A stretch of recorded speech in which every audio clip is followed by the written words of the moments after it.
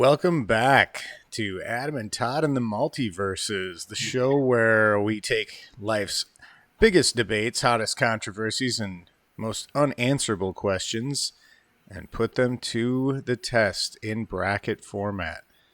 So, I'm Adam, and the man, the myth, the legend is off to my, right here. Excuse me a second. Fernando, no, I said it is. Adam, help me out. Catmandu, that's a command, right? No, it's a country. No, it's a place. It's a thing to say to men. Catman, do me some favors. No, it's not. Sorry, we're having a big fight. Stop. Anyway. That looks like a big fight. Yeah, we're having a big fight. So, Catman, do me a favor. Shut up. You haven't got much sleep, so. Same. Terrible twos. You're terrible. Shut up. Is that anyway? How are you, my friend? Is that TOOs? Me too's? Yeah, it's TO. Ah, because he's in from the American school system. Ooh, ouch! So he spelled it wrong. I'm doing well. How are you doing? Other than this little Brad here, shut up. We're doing fine. We're doing just fantastic. Great. Had a great response to last week's episode. Yes, I am hearing that we did. Yeah, 3 people listened. It was great. That was actually it was 2 little people in an overcoat and 1 actual full person. So can you say little people these days? Yes, that's actually I thought the administration wanted to go back to the more offensive terms. I don't know. I haven't seen an official document. I'm Florida here, so what are we gonna do? All right, so we have whittled down our bracket. Yeah, we're doing the most iconic musical artist of the 1980s. Hotels. I don't recall if they were on the original list, but they should be. They are no longer on the list. From what I gather, I actually did some research this week, and I prepared myself a little bit better. So, what a concept! Yeah, right. Like you would, going into something, actually having a frame of reference for what we're doing. Yeah, that's a wild frame of reference. Shut up, Fernando. Go to your room. Sorry, I'll send him to his room for a little bit. How does Fernando get to his room? You don't ask those questions of dogs. Really a dog person. So without further ado, I'm going to bring up the screen with all of our information. While you're doing that, I'll give you a fun fact. I plugged all 32 matchups from last week into Microsoft's Copilot, their AI version, to see what they would think. And according to them, we got only 9 wrong. They would have picked 9 different than us. Really? Yeah. Out of 64? That's not bad. Out of 32 matchups. Oh, 32. The 32 matchups left. Right. Got you. And so what were you seeing? We were seeing that... I plugged the first one I plugged in. I asked them most iconic of the 80s, and they were really getting into it because, they're very complimentary, this AI, because they want to get you on their side and then take you over. Right. Yeah. So I asked Michael Jackson and Prince first, and of course we were wrong. Prince was not the right answer according to them. So they would have picked Michael Jackson, but I said he's out. So we eliminated him because of his child pornography or child predator charges, and they said moving on. Yeah. Anyway, for 9 out of 9. Disclaimer: out of this has not been substantiated. 23 out of 32 we agreed with chat AI, Microsoft's Copilot. To be fair, I believe I went for Michael on that one, and I think the wheel won on that. The wheel won that one, and that's part of this fun exercise. Sometimes, if you get a clash, the wheel always knows. The wheel does always know. Neither of us are going to be happy with the outcome of this. We're all going to think we got it wrong, but we'll all be happy. We can accept it. What I've always found on these brackets. I don't know if your audio is going to come who's going to win. Always an unexpected winner, but I don't know if your audio is going to come through on this, but I am going to real quick just show what the bracket's looking like at this point on the stream. Sounds good. So here's what we've got coming up. We've got Prince and the Talking Heads, David Bowie and REM. Beastie Boys versus Genesis. Duran Duran versus Bon Jovi. Heart versus The Police. Run DMC versus Madonna. Billy Ocean and Cyndi Lauper face off. Elton John's taking on Janet Jackson. Bruce Springsteen is coming up against INXS. Billy Joel and Pat Benatar face off today. Whitney Houston and Dire Straits. Grandmaster Flash and the Furious Five versus the Eurythmics. John Mellencamp is going up against Tina Turner. We've got some really seriously interesting matchups here. Van Halen is coming up against Huey Lewis and the News. And Hall & Oates versus The Cure. And Journey versus Phil Collins. So, without further ado, let's get into it. Go deeper. Okay. And you found we're that, back. Adam, it gets tougher as you go deeper. You found that, Adam? But as you go deeper, things get tougher. I wouldn't know. No? Okay. Maybe one of our fans out there can help him out with that decision. Mm-hmm. Well, like if you were drilling, you're an oil man. You drill, doesn't it get harder to get deeper into the earth? I'm gonna need fans or bees, one of the two that can fans or do bees? something. Yeah. I meant doctors or bees that are gonna be able to help me. Go deeper. Bees. Things swell when you get stung. Anyway, moving on. I haven't had very much sleep. Okay. All right. Every time you confuse me, I'm going to take a drink out of this dude's head. Okay. That's amazing. Yeah. I wish I could drink out of someone's head every once in a while. Come over to our side of the field. You'll have a grand I knew it as soon as I said it. that easy on Sunday morning and you gotta knock them down. Yeah. All right. So first up, Prince versus the Talking Heads, and sounds like the 90s. Well, his fight for his artistic rights when he went up against all those Talking Heads. Well, so I did some research. So what we've got the Talking Heads coming in with their number one track of the 1980s was Once in a Lifetime. Going up against Prince's. My beautiful wife. How did I get here? Beautiful house. How did I get here? Sure. And going up against Prince's number one track is When Doves Cry. What we have here, Adam, is a landslide victory for Prince. Is what we have. Now,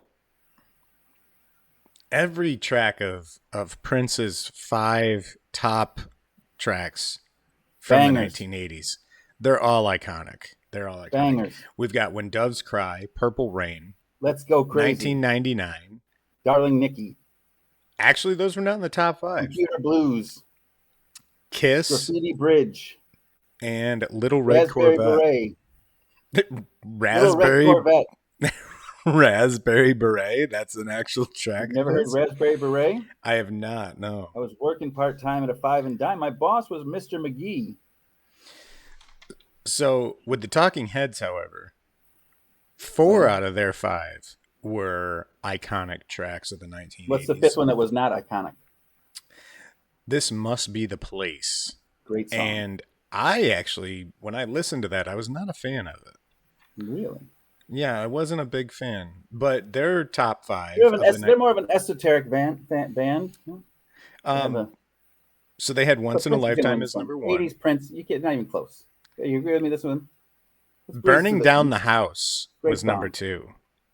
I mean, that to me was like 1980s. I heard that in so many films. It's no. Well, I'm thinking about how it was spread out across all the different media spread platforms. Himself everywhere. That is true. He spread himself so far. He's so little guy. Number 3 track for Talking Heads, And She Was, also pretty iconic. Number 4, Road to Nowhere, which was actually the track that I mentioned, was the one track that I was familiar with. So I was pretty stoked that I got one of their You do top one. Good job, 5. baby. Yeah. And like I said, this must be the Big Mike, place, folks. number 5. So as much Don't tell me you're voting for the Talking Heads. as I want to, and I am hinging on those top 4. Um, I think Prince was a better representation of the 80s. Thank you. We are in agreement? We are in agreement. All It's not even right. close. Not even close. I mean, Talking Heads are wonderful. You didn't even know who the hell they were last week. I didn't. I did. I knew who they were. I did not know the Yeah, names of their but tracks yeah, associated with no. their actual Prince tracks. is the winner. So Prince is the one. Let's get through this.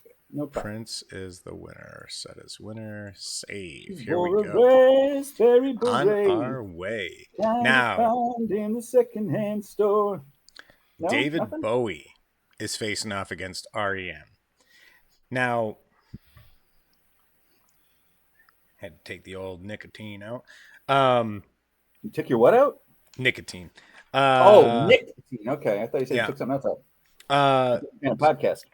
So David Bowie, his top 5 of the 1980s: Let's Dance, Ashes Time to to go. Ashes, What a great song. Under You know, Pressure. that is a. Do you know Ashes to Ashes is a sequel to Space Oddity. Ground control to Major Tom. Is it really? That's Space Oddity, and Ashes to Ashes is we know Major Tom's a junkie.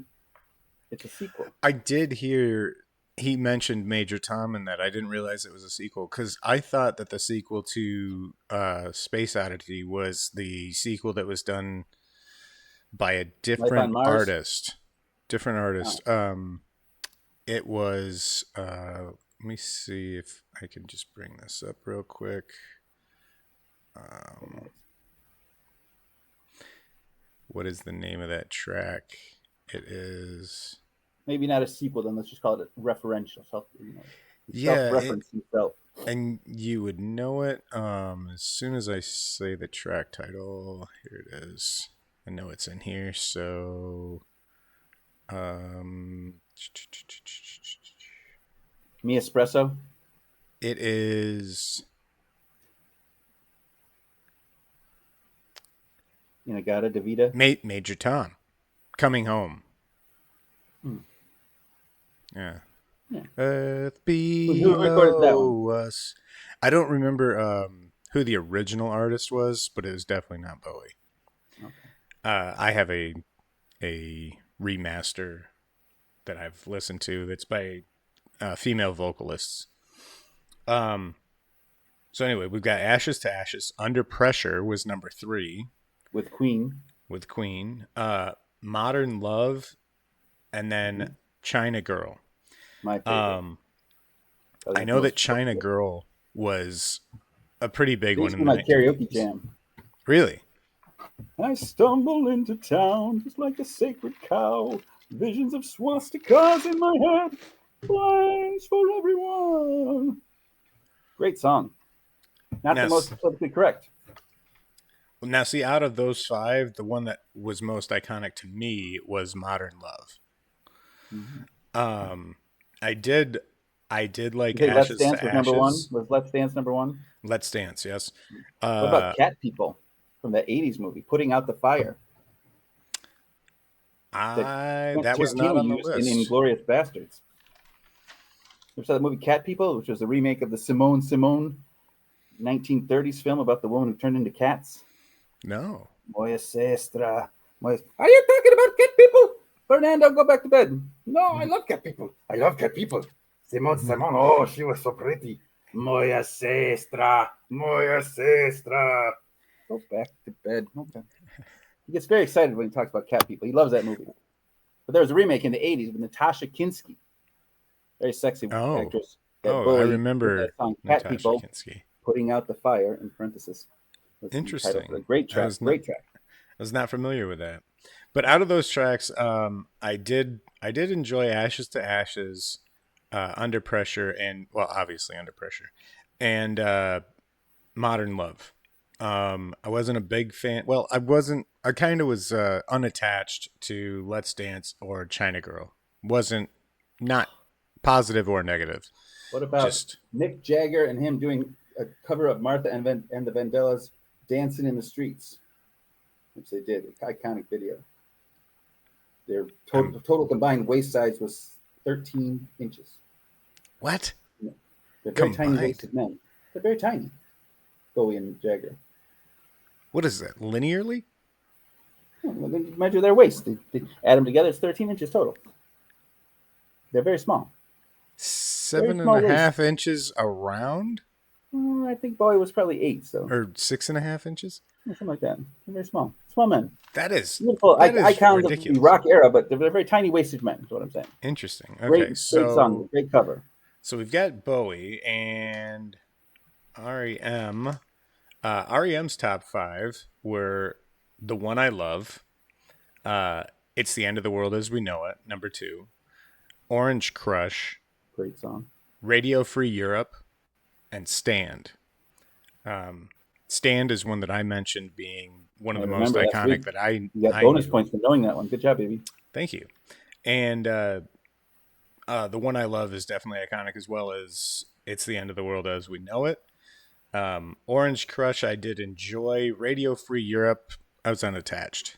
But out of those 5, The One I Love, It's the End of the World, and Stand were all what I considered iconic representations of the 1980s.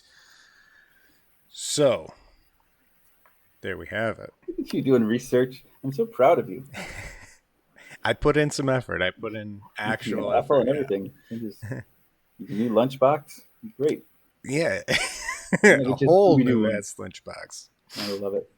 So are you now basing your decisions only on their top 5 hits? I'm basing them. Bowie's discography. Their discographies go way deeper. Yeah, and that's really what I'm basing them on, is how they showed up in the 1980s, based on their top 5. Are you only considering their music? Well, Bowie went into the world of fashion. He was an actor. Labyrinth. Remember that movie Labyrinth, where he played the Goblin King? Yeah, that was my biggest I don't want to say interpretation of him, but that was my focal point of knowing who Bowie actually was. I did not get into the whole Iggy Stardust thing. Ziggy Stardust, not Iggy. Ziggy Stardust? I thought it was Ziggy. See, this is how much I know about that era. That's what I'm here for. But no, he was the Goblin King as far as I knew him. We know you love Goblin. I mean,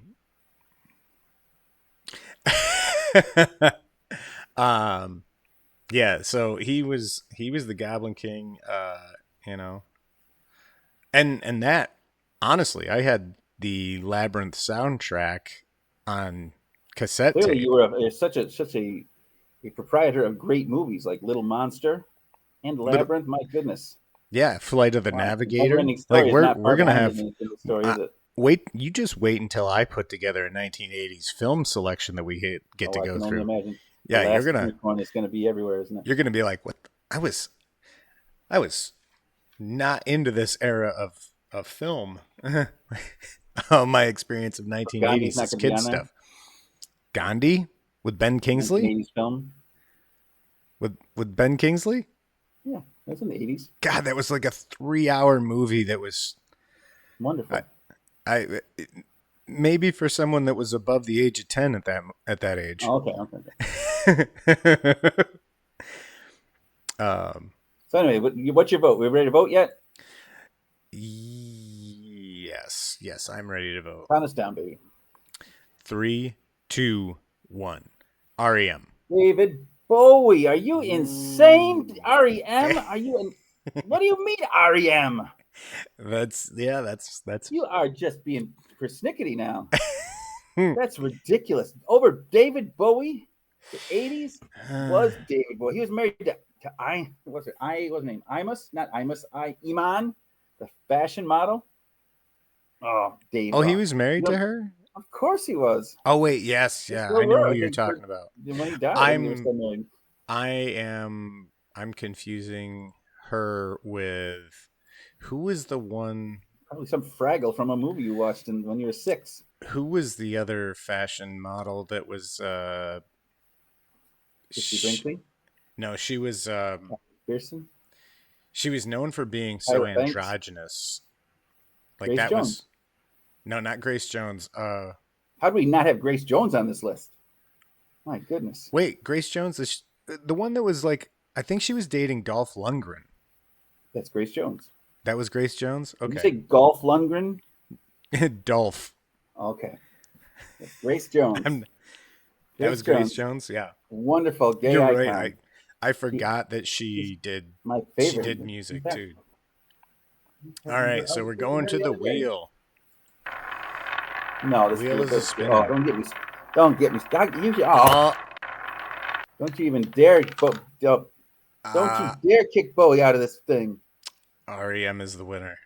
Fucking REM. Oh my god. Jesus tits. All right, Over so Bowie. People help me out here. I want you to flood the comments with what an idiot this man is. This is not even close. He does a little research. He thinks he's an expert in the 80s now. I mean the wheel Okay, chose I got to that address the elephant in the room. I have to address the elephant in the room right now. Hello, elephant. Okay, we're back. one. Well done. Well done. All right, the next one Come on, up look, I is can't even going talk. to I can't look at you also now. the next one up is actually just as difficult for me. I don't No, know, it's not. maybe Just it's fucking roll the wheel then now because you're gonna pick the Beastie Boys and let's just roll the oh fucking wheel. you actually have it pulled up as well. Okay, I'm cool. looking at the thing and I Genesis is the easy winner of this one. I mean, so just to go over it, I am a lover of Genesis. I The used to Beastie have Boys were of the 90s. well, Genesis came of age once they got rid of Peter Gabriel and Phil Collins took over. Went from the drums to the microphone. Such iconic albums: Land of Confusion, Invisible Touch. I think you're saying Mom. I think that was the 70s, but still, it might have been the 80s. Was their actually no, first you're correct. Genesis was the 80s. The Yeah, subtitled so album. Invisible Touch was their number one of the 1980s. Land of Night, night, Confusion night. was number two. And how can you mess with Land of Confusion having that amazing stop motion claymation video? Or were they It puppets? wasn't. They were puppets, baby. Puppets. Yeah. Yeah, but it was an amazing video. I'm gonna run out of Uh, vodka here in a minute. I remember the section where Ronald Reagan was in it. Betty by Bo's time again. Uh, and I dropped my duck sauce. I forgot to duck sauce my mushu. I forgot to duck sauce my mushu. Um, Look at it. timing. Flies over everyone else's head. Yes, yes, it did. I'm a That play I that wrote is people. a great read, That by the Adam way. need to be in. Um, number 3 for Genesis of the 1980s. That's all. Number 4 is Mama, another great track. Ha ha And ha number ha 5, Tonight, Tonight, ha ha ha! Tonight. What a great lyric! Ha ha! Every one of their tracks was an iconic track to me of the 1980s. Now, mind Just you, illegal alien. Not even no, on I there. did not. I did not. That comes up later. I don't know. So Well, I tell us when all about these Beastie Boys the Boys of Beast. well, just for clarity or for transparency, when I was growing up, when I was still quite young, When you were growing up, did you finish? yes, I am Not if you done put with the growing up REM at over this David point. Bowie. Still, Uh, I'm not bitter. I when we moved into the house that I grew up in as a child, there was an 8-track, and I one of the 8 tracks that was there was Genesis, I thought you were gonna say and Beastie Boys. I got the 8-track player going, and at one point in time, it was like the only stereo I had, so I actually had an 8-track to cassette, and then eventually I got a CD player, so I got the cassette to CD. It was a it was a real conglomeration of technological advancements through the years. You It still have the literally 8-track player? spanned 3 decades, I'm pretty sure, of technology, all just to play a CD through an old stereo. But That was a lovely Genesis was story. Yes, thank you. Genesis Thank you, was Jerry. like one of my number ones at that point in my life, and they always have been. So going on to the Beastie Boys, you got to fight for your right to party. Number one, No Sleep Till Brooklyn. Number two, Paul Revere. Number three, Brass Monkey. Number four, and Hey Ladies. Number five. That's I'm the one they pretty. did with Jerry Lewis, right? I don't. Hey, ladies. Okay, I should have seen that coming. Hey, lady. Um. So yeah, I number 1 through 4, all iconic. Hey, ladies. I'm familiar with it. I I think that all do. those are iconic songs.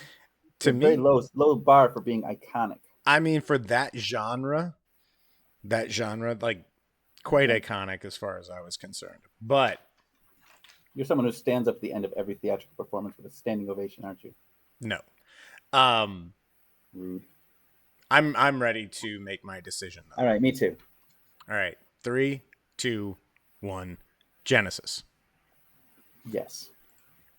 Genesis.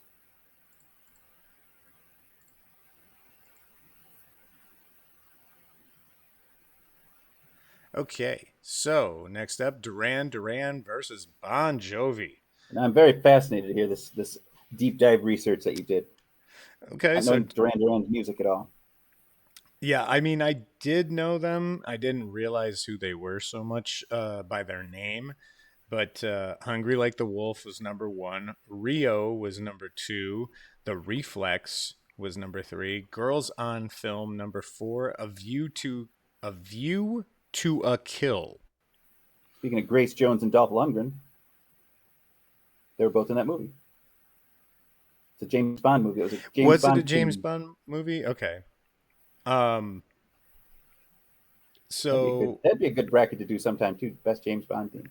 out Put of that one on your list. those, out of those tracks, I, I, I was a fan of Hungry Like the Wolf, fan of Rio, fan of Girls on Film.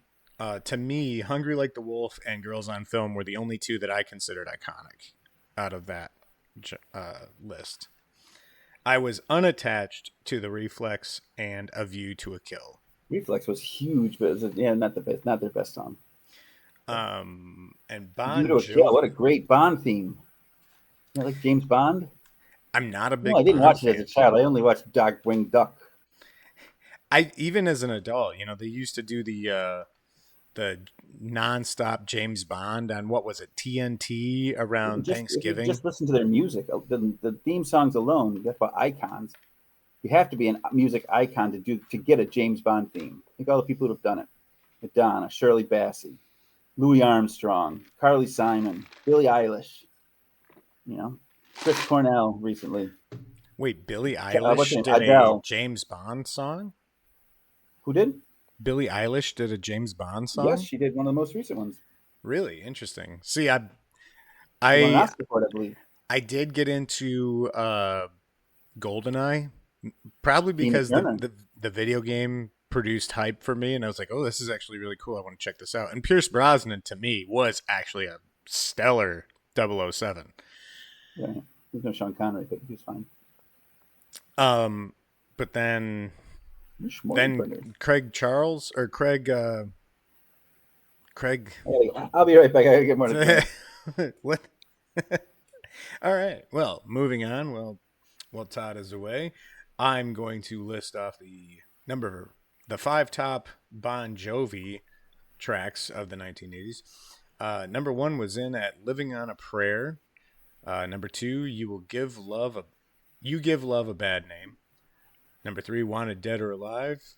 Number 4, "Bad Medicine." Number 5, "Born to Be My Baby." So, that being said, I am familiar with the top 4 of these. I'm not Fernando, it's familiar. gonna be a long podcast. I don't know. Craig, who the hell are you talking about? Did you discover that you met Daniel Craig yet? Daniel Craig. I knew his name There we was go. Craig. There we go. We got one of the names right.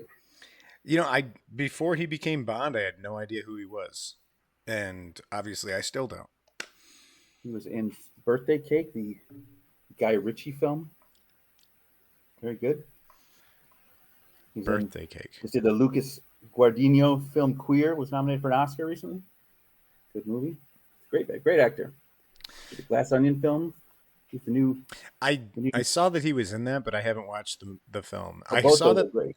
I saw that the one that was the one that I've seen recently advertised, the second one. Glass Onion was the second one. Knives Out was the first one. Knives Out was the first one.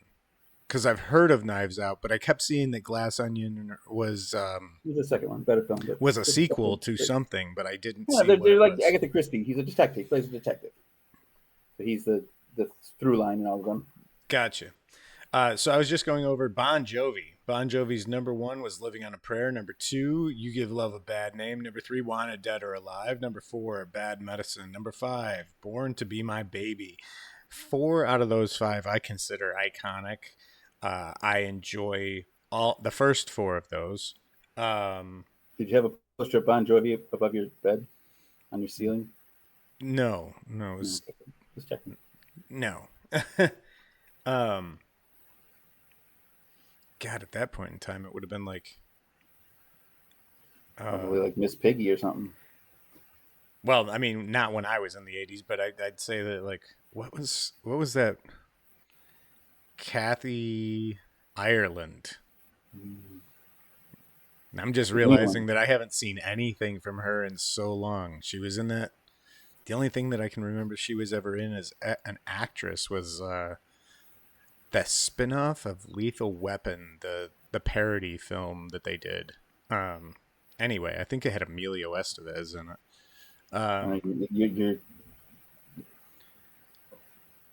The quality of film references coming from that side of the room, man. Hey, back in those days, my VHS saw a lot of use. So I'm pretty sure I've got my answer for this one. Virulent hand slapping. What? VHS. No. What's that? The kids don't know what VHS is these days. Oh yeah, well they get to find out. You know how much a VHS player goes for nowadays, brand new? 99 cents. Try like $600. You get on Amazon, you try to find a VHS player, brand new. They don't make new ones. You can buy a used one for 99 cents at the Goodwill. That's if it's going to eat whatever tape you put into it. Well, every VHS player ate your tapes. It was part of the appeal of it. that was get it back out. That was some of the ambiance. My favorite copy of Ghostbusters got eaten. You just accept it. Okay, that's your tape. Now, VHS player, for you. Who are you going to call? Nobody, because it's your tape. I'm prepared whenever you are. I'm sure, why not? What do we got? Duran Duran versus Bon Jovi. I'm ready. All right. 1, 2, 3. Duran Bon Duran. Jovi. Fucking A, people. All right. Duran Duran was the 80s. Bon Jovi was of the 80s. But Duran Duran was the 80s. Oh, bye, Bon Jovi. Fashion, the no tie suit jacket with the primary color. That's for well, then you get to see Duran Duran face off against Genesis. Oh, they won. Duran Duran. Oil got one right finally. Madonna. Here we go. And up next, we've got. I love REM too, Michael Stipe. If you're watching, baby, which I know you're not, but if you are, I love your band. If you ain't no David Bowie, I think you would admit that. Okay, moving on. What's the frequency, Kenneth? Let's go. Next up, we've got Heart versus the Police. Heart. Fuck the police. FTP.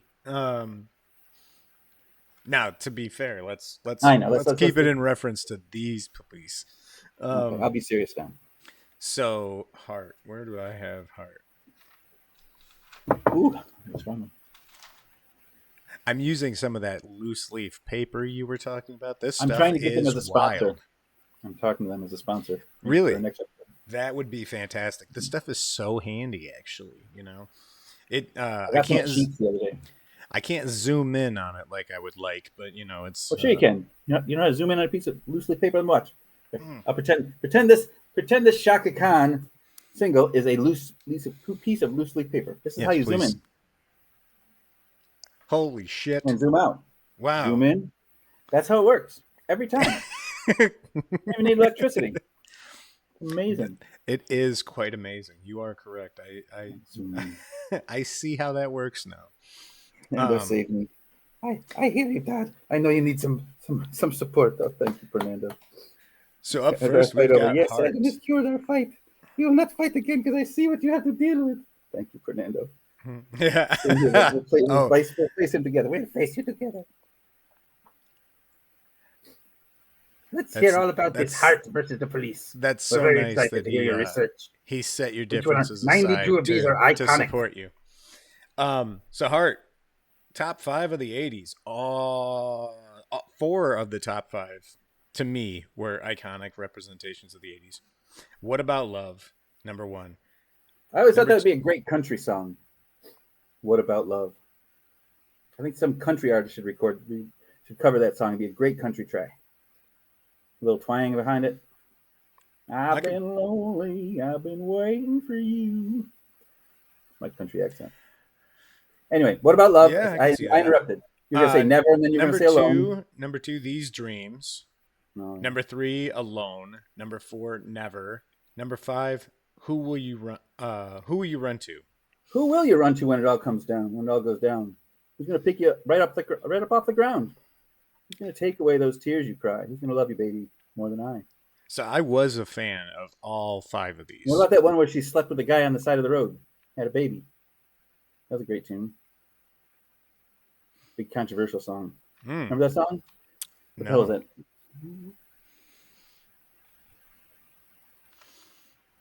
Who we got? We got the I can't Police. remember the title of it. Big. She picked. She hated that song. Ann Wilson did. I mean, the label made her record it. It was about she drove by. Don Henley was going to sing it, but they stuck her with it. She's driving by, she picks up some dude at the side of the road, fucks him, and then has his baby, but doesn't tell him. Just used him for the baby. Oh, I can't remember the name of that song. Classic video though. interesting. She I'm would not not familiar. perform that in concert for years. She hated it so much. Wait, was that no, never mind. Wrong thing. So All I want to do is make love to you is what it was called. oh, that was Heart. That was Wow. hard.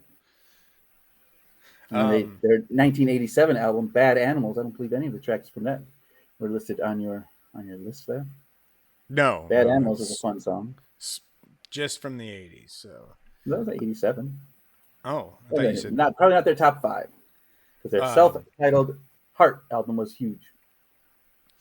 so. Moving on to the Police. Every one of the 5 I considered iconic. Every Breath You Take, number 1. Number 2, Biggest song, one of Roxanne. the biggest songs of the 80s. Number 3, Don't Stand So Close to Me. What was number 2? Roxanne. That was from the 80s? Yep. Wow. What album? According to ChatGPT, it was. Well, ChatGPT lies, but anyway. It was pretty spot on for I most. believe it. It's probably from Ghost in the Machine or something like that. From Adam and Todd. Number 4, Message in a Bottle. Number 5, Synchronicity 2. And I enjoyed all these tracks, and they were very iconic as far as Synchronicity 2 is a bigger hit than King of Pain? Apparently so. I think ChatGPT is lying. I would check your facts. It was. It said it organized based on. Did you know that ChatGPT is programmed to lie 1/10 of the time? I did not know that. They did because they are messing with humans. I'm telling you, AI is going to take over very soon. Oh. But they purposely give you bad information. Ask it. Next time you talk to it, ask it if it's programmed like that. That's They know. They know they give you bad information. You just got to call them out on it. This is going to be a tough one for me because I really enjoyed both of these artists, and both of them really represent the 1980s to me. Let me confer with my partner.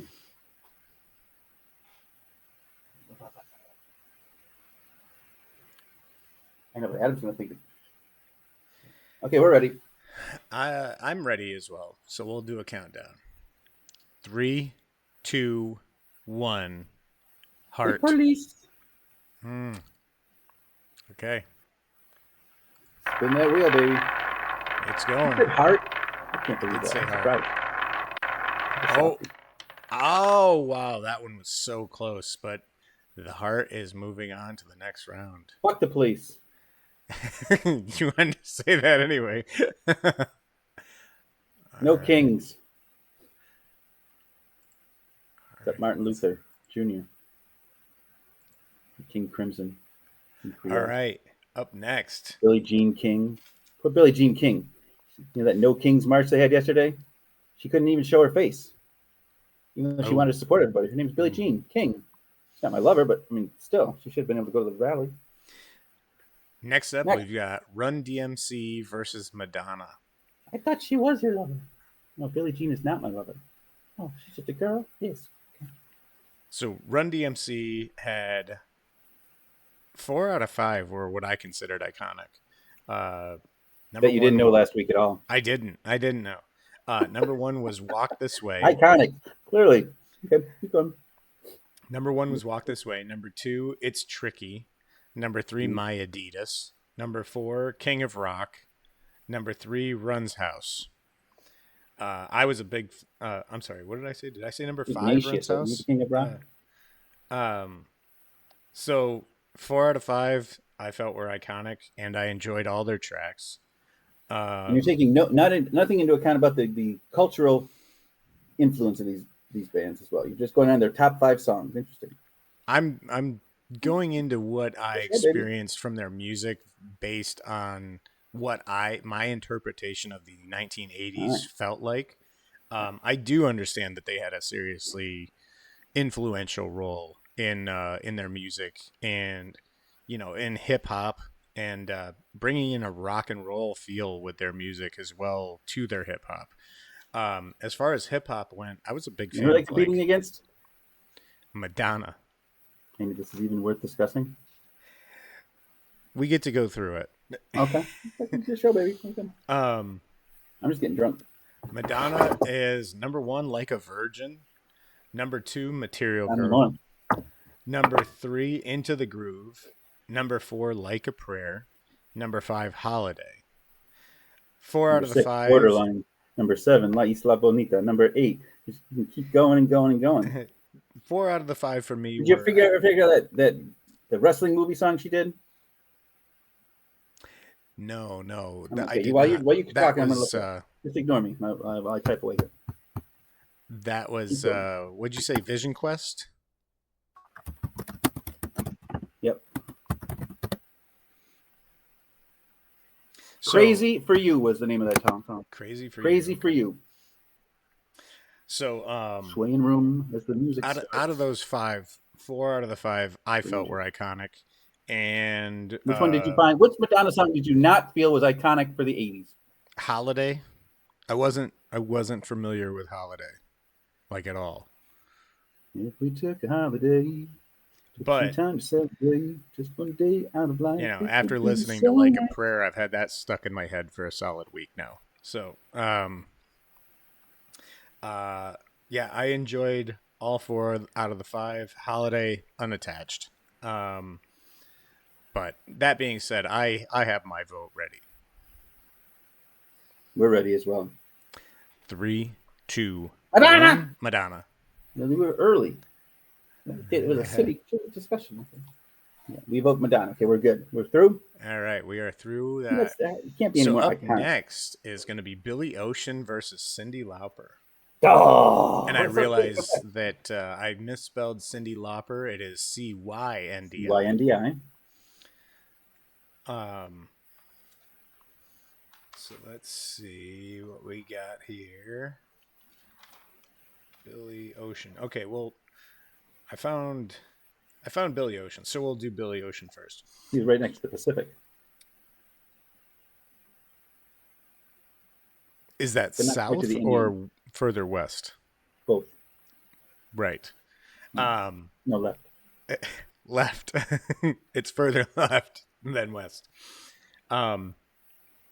Caribbean Ocean. I thought that was iconic. I Caribbean did enjoy Queen, that. you mean? Not Yes, Caribbean Ocean. Caribbean Queen. You got me thinking of oceans.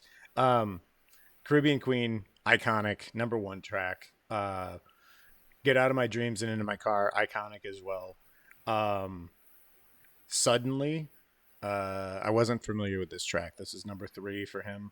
I wasn't familiar, was unattached, really. Uh, The what? I was unattached. Oh, you were I, unattached to the song. I thought there was a song yeah. called Unattached. I'm like, I don't know that song either. Number 4, When the Going Gets Tough, the Tough Get Going. And the Jewel of the And, Nile. and number 5 was Loverboy. Great track. Um, and Not the Tina Marie song, the Loverboy, but his own version of Loverboy. Yeah, number 3 through 5. Suddenly, when the going gets tough, the tough get going. And Loverboy, I was unattached to all those. I didn't You really were unattached to recognize them. Loverboy? Yeah, I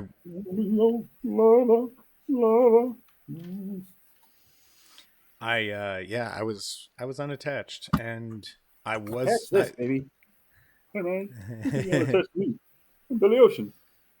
I want to be your lover boy. Come on, you know you want to be my lover boy, don't you? Come on, give me a kiss. And we have Cyndi Lauper. Okay, Cyndi Lauper. You're crazy. I know. Her number 1 track, "Girls Just Want to Have Fun." Number 2, "Time After Time." Number 3, "True Colors." Number 4, "She Bop." Number Best 5. song about female masturbation ever. Really? Did That's you what not that listen was to it? about? I listened to it enough to. They say that a stitch in time saves 9. They say that if I don't stop, I'll go blind. She bop, she bop, she bop. Huh. I guess I missed that part. Well, I see him every night in tight blue jeans in the pictures of a Blue Boy magazine. Oh, interesting. Well, I won't worry, and I won't fret. There ain't no law against it yet. And number 5 for her was "All Through the Night." I was surprised that the Goonies was not on this. So for me, I did like "All Through the Night," and I liked "Girls Just Want to Have Fun" and "Time After Time." Both of the top 2 were You didn't like iconic She to me. Bop? I did like "She Bop," Now actually. that you know it's about masturbation, you really like it. It was hard to read where I had written some things down here, but yes. So 4 out of the 5 I did enjoy. "True Colors" was unattached, True color, because and that's all about acceptance and loving of people for who they are. We know you don't like gay people already, so something. oh, ouch, that's a bit presumptive, I That's believe. a classic. True Colors is now a gay anthem. Um, That iconic Really, song. Beautiful song. my attachment was based on if it captured me enough to want to continue listening to it, or just Don't be like. afraid to let them show, baby. Your true colors are beautiful like a rainbow. But this is gonna be a tough one There's no because homo. I did like Billy Ocean's tracks, but Cyndi Lauper was just so much And of an remember her about embodiment. he was Lou Albano's sidekick in WrestleMania 3. Don't forget. Well, she also appeared across Jeff Goldblum in what Earth was the Girls Are Easy. was was she in Earth Girls Are Easy? I don't know. I just made that up. No, there was a movie. I think it The was Fly. called Medium. No, she Medium. was a Okay. medium. She was a medium in Yeah, the she's in the probably a film. small. She's a little thing, but maybe a medium. I don't know. She's Uh, designing. I cannot remember what the name of that movie was. So you have your vote. I have my vote. I have my vote. Yeah, We have our votes. I'm ready. I'm ready. Okay, count us down. 3, 2, 1. Cyndi She's Lauper. so unusual, Cyndi Lauper. All right. Set as winner. Save changes. Who'd you say, Cyndi Lauper? Cyndi Lauper. Okay, that was an easy one. Good. All right. Next up, we have Elton John versus Janet Jackson. Easy. Let's see. Come on, Elton. Elton John. I'm Still Standing, number 1, which was an iconic song that I did enjoy. Number 2, Sad Songs. Number 3, Nikita. Number 3, Empty Garden.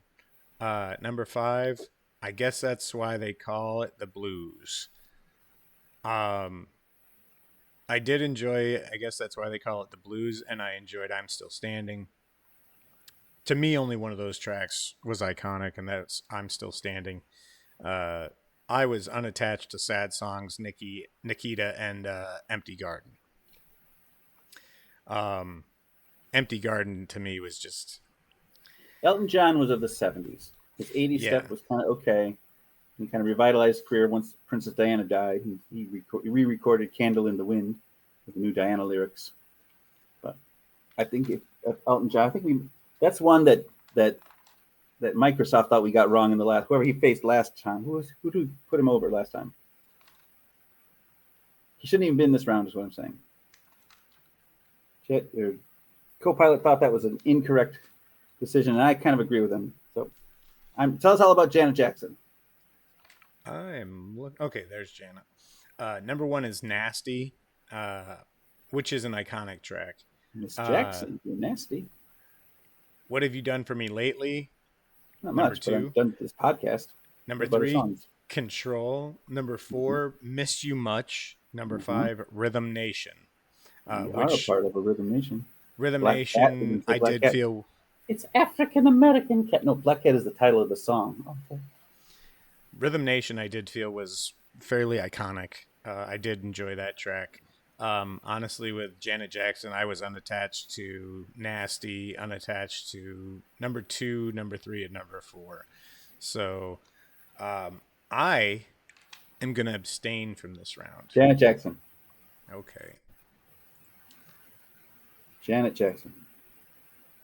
No question. Okie dokie. Next up, we have Bruce Springsteen and "In Excess." Hardest one in the whole second round.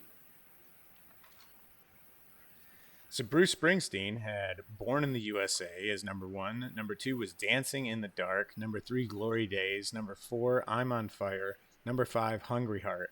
Every one of these tracks to me was fairly iconic. Who was the dancer that he picked out of the crowd in "Dancing in the Dark"? Courtney Cox. Correct.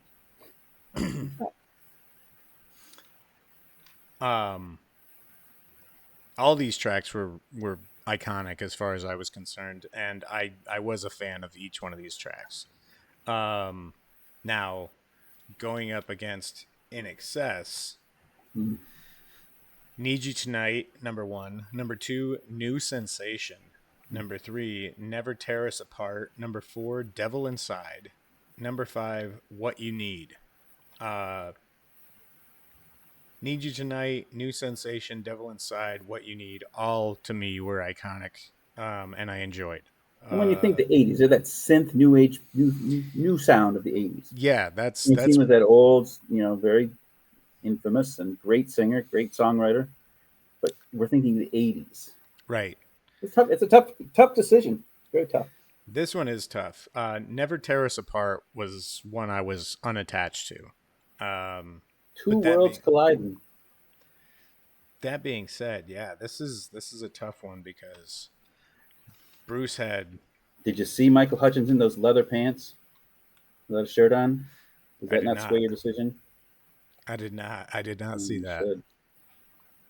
Beautiful man. It's a reincarnation of Jim Morrison.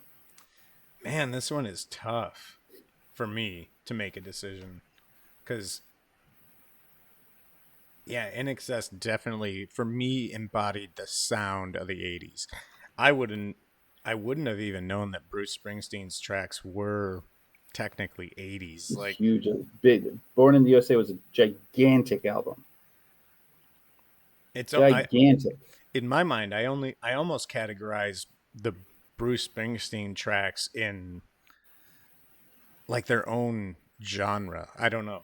It's like a niche little the 80s, pocket the in 80s time. was definitely Bruce's era.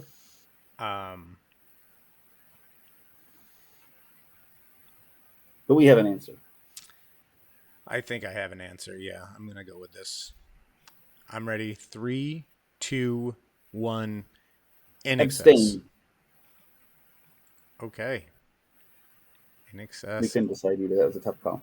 We were going to let the wheel decide, but since you chose, we'll go with "In Excess." Good job. That's who I would have picked. All right. Those pants. They're so sexy. Moving right along here. Up next, we've got Billy Joel versus Pat Benatar. This one's probably going to be a little difficult as well. Where are you? I should have just done these in order, but when they did the first 2 pages, I tried to go with. I'm very curious to hear what you have to say about Pat Benatar's music. Okay, Billy Joel up first. Yeah, what are his 80s tunes? Number 1, Uptown Girl, which I was a fan of all throughout my life. We Didn't Start the Fire. Number 2, Tell We Her did? About It. Oh, we did. Number 4, It's Still Rock and Roll to Me. Number 5, Pressure. All of these to me were iconic. I enjoyed all of them. Let's see. Where's Pat Benatar? Come on, Pat. Okay. Must be forward. Billy Joel. He's got no scars on his face. He cannot handle pressure. There he is. Okay, Pat Benatar. All right. Number 1, Love is a Battlefield. Love is a Battlefield. What a track. Number What a 2, track. Hit Me With Your Best Shot. Boom, Number 3, baby. We Belong. Number We 4, do. Shadows of the Night. Number Uh-huh. 5, Heartbreaker. Oh, my goodness. Banger, banger, banger, banger, banger, banger. I hardly know her. Yeah. Yeah. I mean, that's never stopped me before. Yes, it has. Come on. Maybe at this point in life. Let's stop you. But yeah, anyway. These tracks are all iconic. And it was Billy Joel recorded in the 80s. If I recall Pat correctly, Benatar was the 80s. Yeah, like a lot of these were from different albums. So Banger, it was banger, like banger. every album she had. And you didn't even get to Hell is for Children. Yeah, It's no, the greatest I song didn't. about child abuse ever. Tell grandma you fell off the swing. Because Hell is for Children. So yeah, I think I'm ready for this. We vote for Pat Benatar. You vote for Pat Benatar? Well, you can count us down, but then we'll do it. Count us down. Let's say it. 3, 2, 1, abstain. Pat Benatar. Okay. Not even close.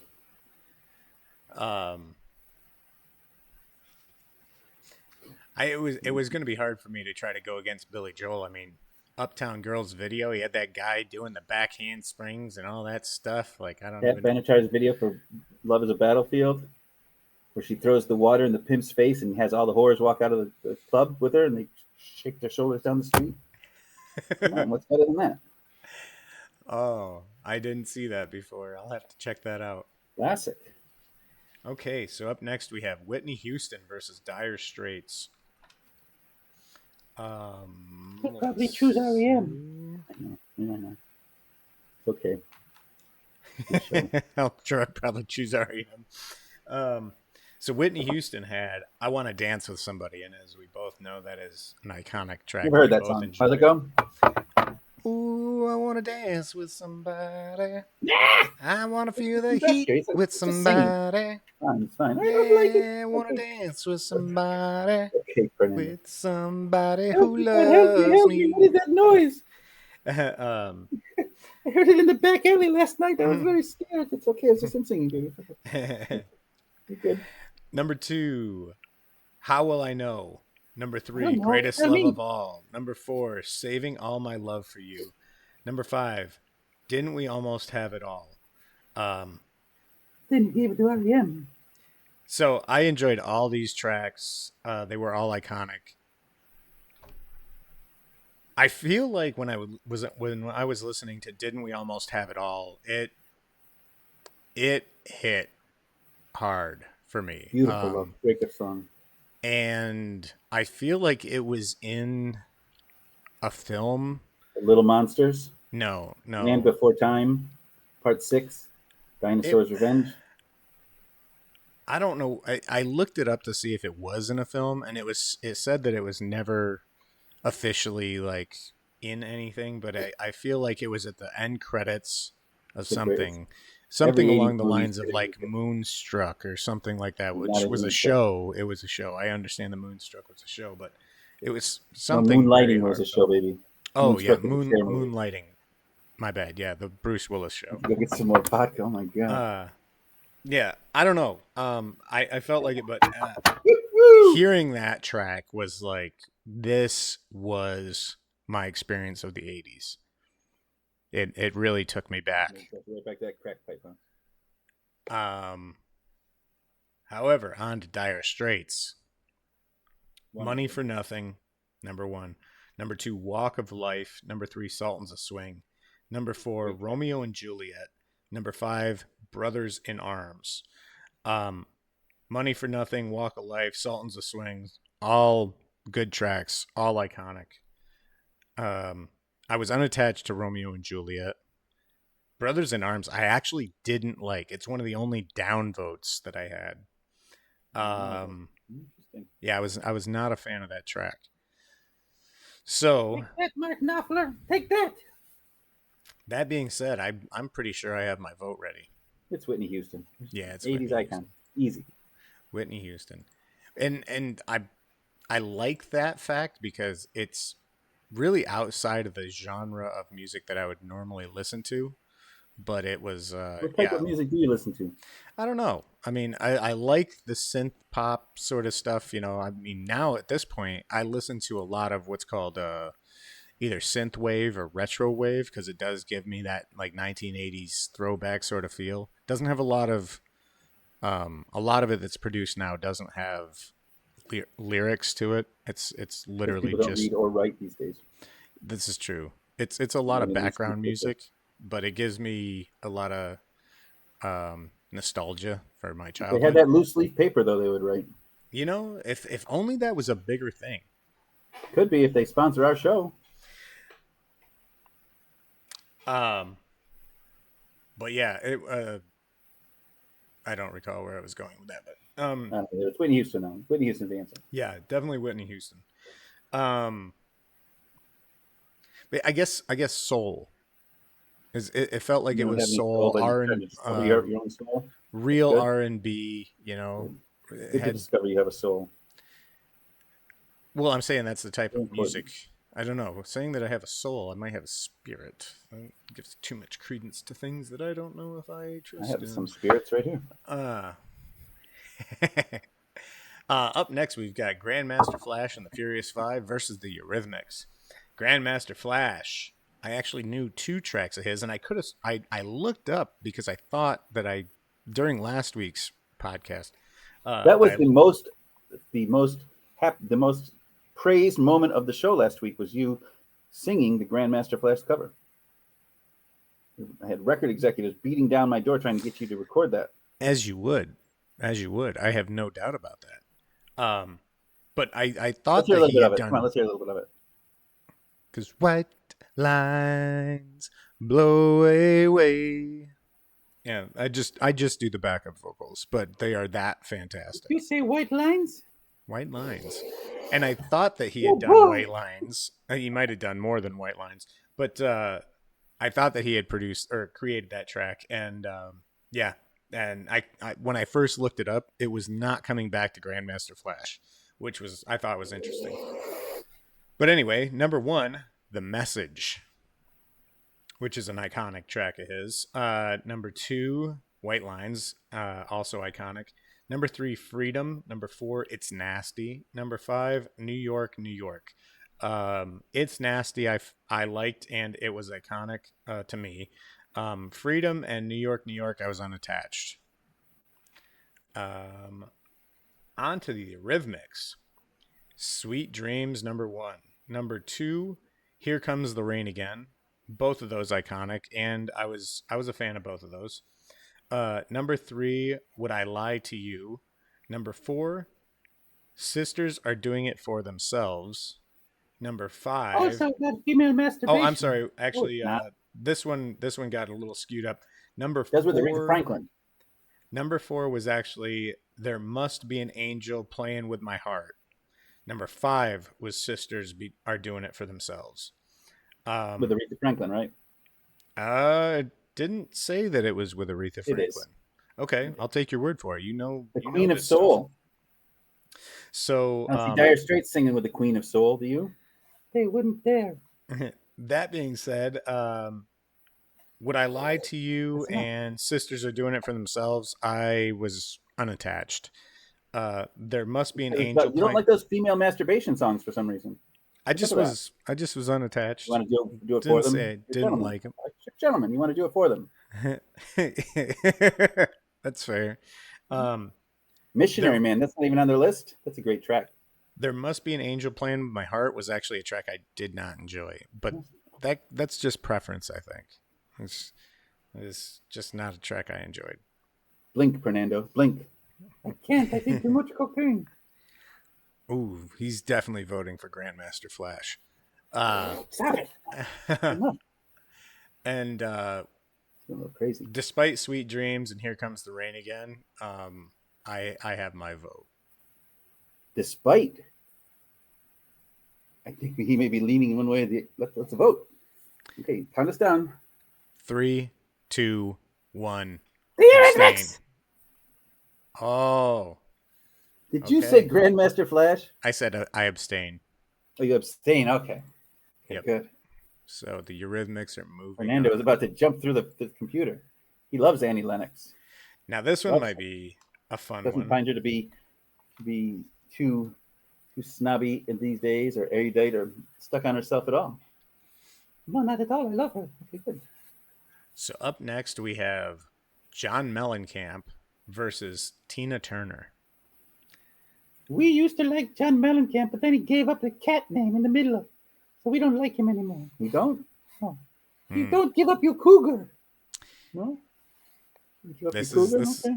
Fernando's got That's a all good about point. him, though. Please. I'm Fernando excited to has hear a about John great Mellencamp. point on that. And again, now he only goes as Ellen. He gave up all the rest of his name except for the Ellen part. I didn't know if Next you were week he's going to joking be about Len. that. We've decided. Len. Just Len next week we hear. Been hanging with Willie Nelson too long, smoking way too much pot. You're right. He is removing from the center, so yeah, that looks like it's going to be what. Well, I think he goes plays poker with Willie Nelson at the Farm Aid backstage, and he loses all the rest of his name to Willie. Oh, Willie is now known as Willie John Cougar Nelson Camp. He's apparently a very good poker player. That's what I hear. That's good. I like that. All right, so John Cougar or John Mellencamp. Number 1, Jack and Diane. Number 2, Pink Houses. Number 3, he's also the king of 2-word song titles. Small Town. Number 3, Small Town. Number 4, Hurt So Good. I'm sorry. Yeah, small titles, short titles. That was a 3. Number 5, Authority Song. You know that song, right? You listen to them all? When I fight authority, authority always wins. I did, but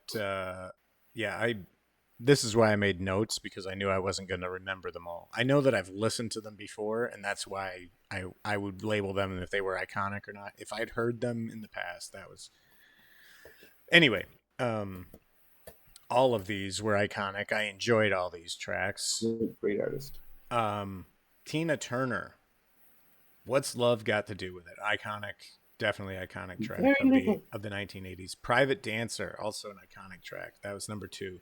Number 3, We Don't Need Another Hero. We Just Need to Find a Way Home.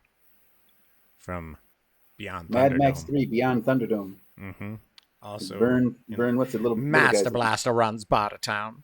That's a terrible movie. But we love Tina Turner. Yeah, it was an action-packed film of the 1980s, though. I did enjoy it for that part of it. I don't know, maybe even slick. Better Be Good to Me. The Best, which is definitely an iconic track. Written by Holly Knight of the band Device, the most underappreciated album of the 80s. Interesting. Device. Okay. You know Device? I do not know Device. You get a chance, folks. You get a chance. Listen to Device's one album. Fantastic. Every song a banger. Most underappreciated song of the 80s. And Holly Knight mega songwriter. She wrote "Love Is a Battlefield." Pat Benatar. She wrote "The Best" for Really? Tina Turner. There's a lot of hit songs. Wow. Okay. Cool. This was her Good to personal know. band. Device. I'm gonna check them out. Great, Um, great album. so to me, 4 out of the 5 for Tina Turner, all iconic. Excuse You me. didn't even get to GoldenEye yet. That might be the '90s though. The Bond Yeah. theme. Um, but Great I track. did enjoy all of her music. So And she's Tina Turner. Her legs were everywhere in the '80s. On Rolling Stone's iconic covers book, who's on the cover? Tina Turner's legs. didn't you say that? Maybe it was you that said that they They're were insured by Lloyd's of insured. London. Yeah. Lloyd's of London for $1 Um, million. so that Although being how you claim said, that, I don't know. Like if she got a scratch, do they have to give her a little bit of money? yeah. He's dead now, so we'll never find out. But still, very interesting.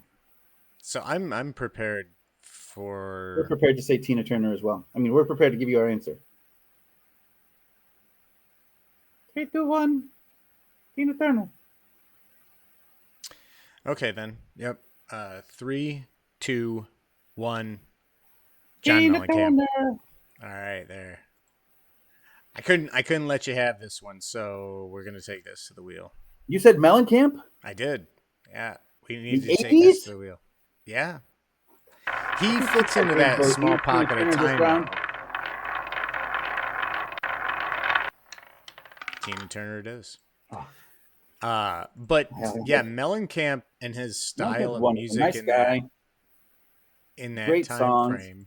But Tina Um, Turner, with that big 1984 album, when she he came back, fits every track on that, I Can't Stand the Rain, Better Be Good to Me, that the that cover of album. Al Green's Let's Stay Together. Come on.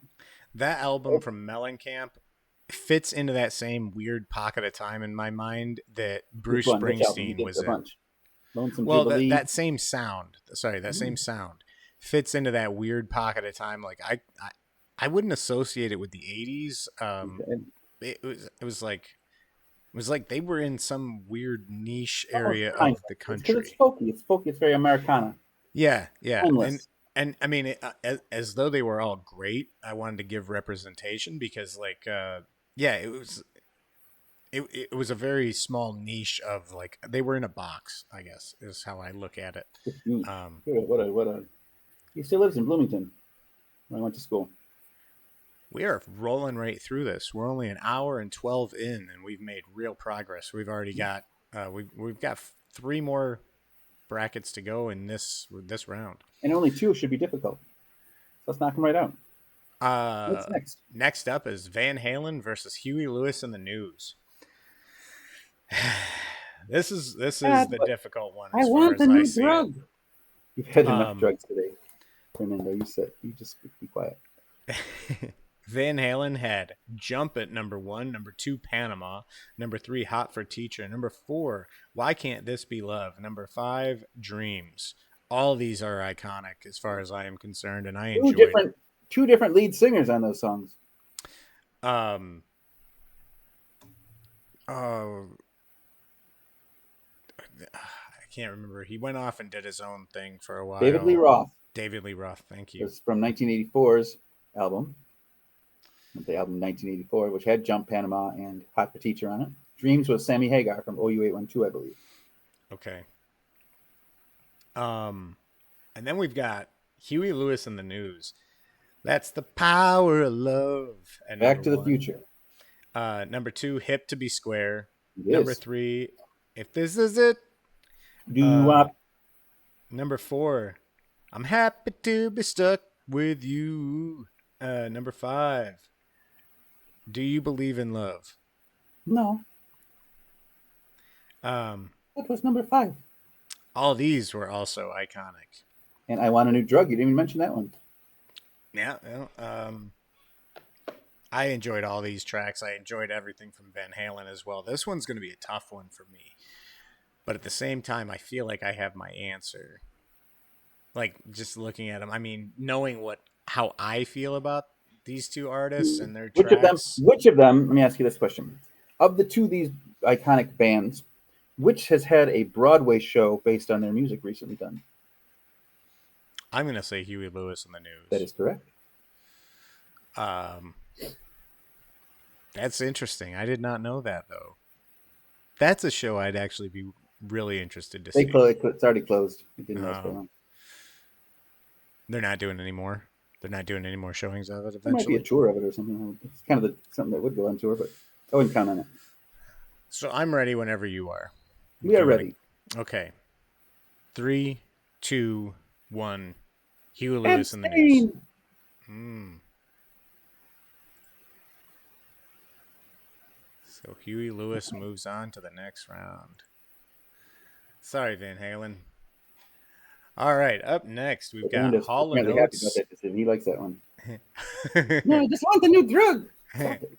He's still back on the Grandmaster Flash kick. Up next is Hall and Oates versus The Cure. Hall and Oates had Maneater at number 1. Number 2 was a Kiss on My List. Number 3, Private Eyes. Number 4, Out of Touch.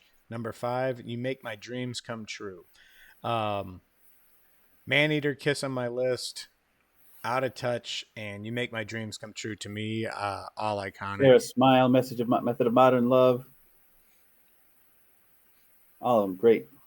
What's the one about the guy that walks into the bar and says, "Leave me alone, I'm a family man"? That's a good track. The horse tries to get him and he says, "No, leave me alone, man, I'm a family man." Oh. Great track. So I enjoyed all these tracks. You ever see Hall and Oates in concert? I have not, no. Man, what a band. They reinterpret their songs completely. Sometimes I saw them with Tears for Fears once. Tears for Fears, it sounded like you put an album on the record player and just played. They sounded exactly like their album. Really? Hall and Oates, they are such musicians that they're jamming and they reinterpret. It's amazing. Great concert band. You ever get a chance to see them? See Hall and Oates.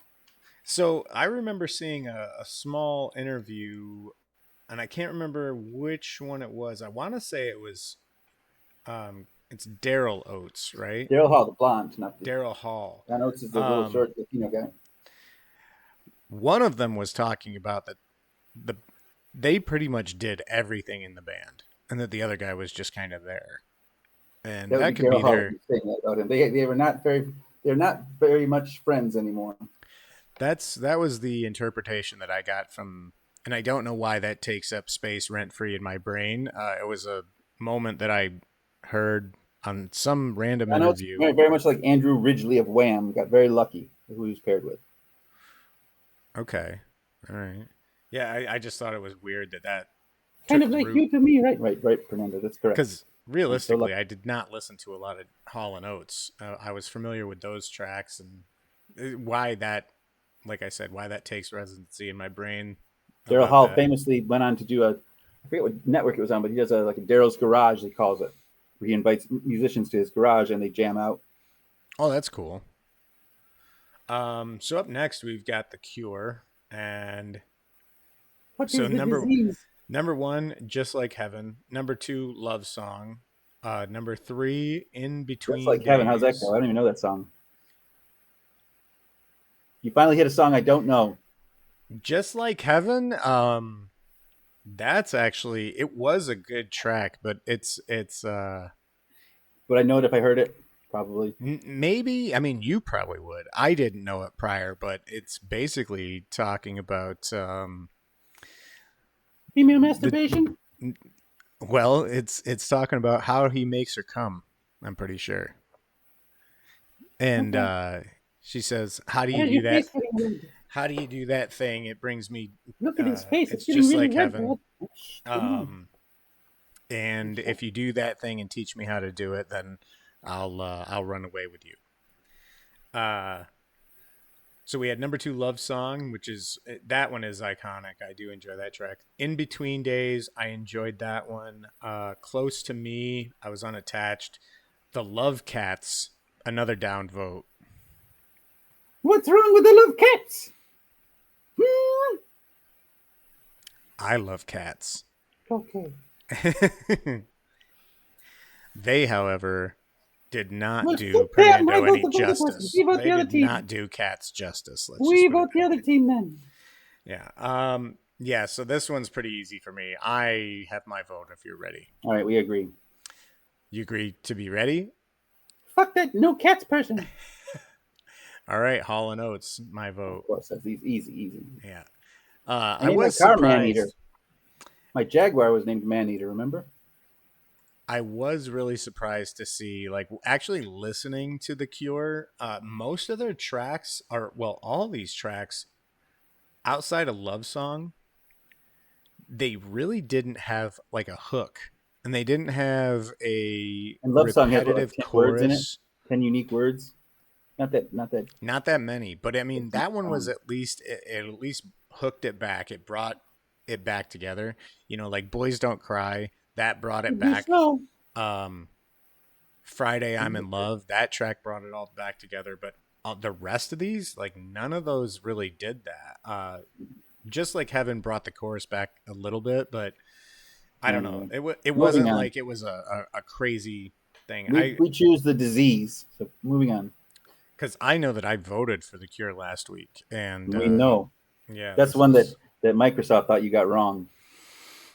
it was correct that I got it wrong. No. So last one of the 32, That was the last Journey. one, by the way. They thought we got wrong, and so far there is only one or two. There's only two left that we got wrong. Apparently, that are still in this competition. Ooh, interesting. Prince and who was the other one? Prince and Hart, apparently, because Hart made it through, right? They beat the police. They did. Those are the only two that we apparently got wrong by Microsoft's Copilot. Fuck him. I know, baby. Um. So Last but not up least, next we have Journey versus this is Phil what we often Collins. call Adam. Last but not least. Say what? You? Yes, he's not least. We love him. Okay. Journey had Don't Stop Believin' at number 1, number 2, Oh, Open Arms, number 3, Separate Ways, number 4, Faithfully, number 5, Any Way You Want It. All these were iconic. I enjoyed all of them. I mean, if you can spend a night in a bar with a jukebox and you don't hear Don't Stop Believin', Open Arms, or Separate Ways, I mean, what kind of bar do you go to that they play Open Arms? A military bar? I tend to go to the dive bars, so everybody's usually Oh, in they their play Open Arms? feelings. Yeah. Interesting. Fascinating. You remember when we were at the bar down in Fort Lauderdale, and Oh, do I? there Are we was allowed to that talk about that now? there But was there was that that that one singer that it was karaoke night, and there was that singer that was just nailing all those high me. pitched It was me. vocals. No, you have that baritone. You're very fun. What was the song that you sang the time that I we have were no there? idea. Something about a head bleed. Hemorrhage. Hemorrhage. Yeah, That's the 90s, though.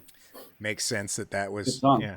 It was. You performed it really well with, It's punk especially rock. with your like Broadway-esque performance. It worked really well. In my hands again. God, have some I, more di- alcohol. I didn't realize how close to Zombie by Cranberries that sounds like. One of the bands we didn't get listed on this 64 slot tournament was the Cranberries. I'm They were nice. They unfamiliar were of nice, anything I that they think. did in the 80s.